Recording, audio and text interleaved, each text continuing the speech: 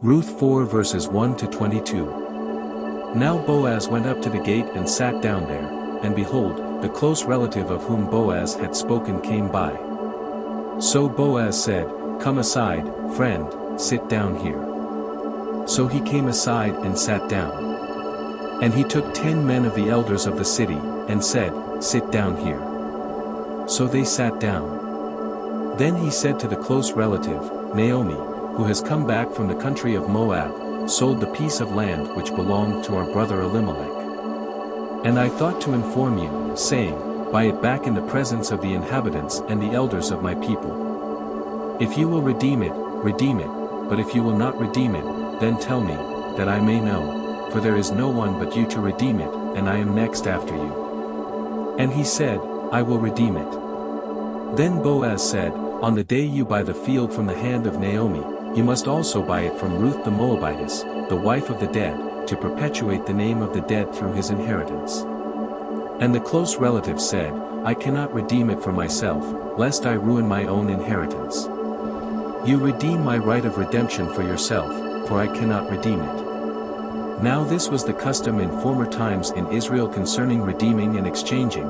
To confirm anything, one man took off his sandal and gave it to the other, and this was a confirmation in Israel.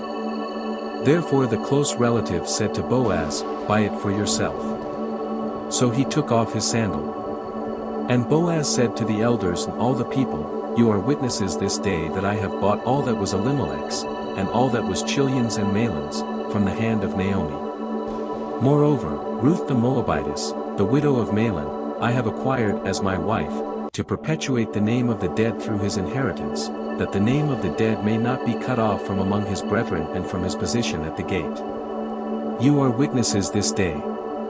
And all the people who were at the gate, and the elders, said, "We are witnesses. The Lord make the woman who is coming to your house like Rachel and Leah, the two who built the house of Israel, and may you prosper in Ephrathah and be famous in Bethlehem. May your house be like the house of Perez, whom Tamar bore to Judah, because of the offspring which the Lord will give you from this young woman."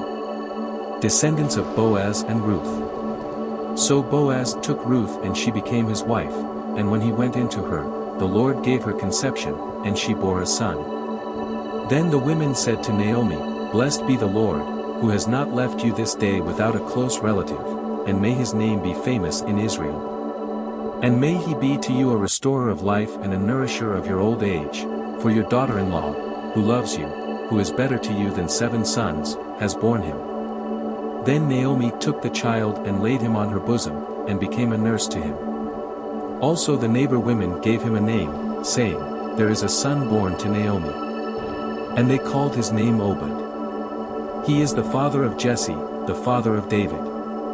Now this is the genealogy of Perez.